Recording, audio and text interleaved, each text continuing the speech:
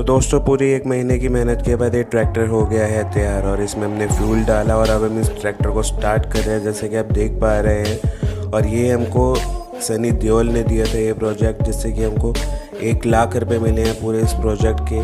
और ये ट्रैक्टर हमने कर दिया है स्टार्ट, जैसे कि आप देख पा रहे हैं। और इस ट्रैक्टर को बनाने के लिए जो इतनी मेहनत लगी उसके लिए आप एक लाइक और इस चैनल को सब्सक्राइब ज़रूर कीजिएगा।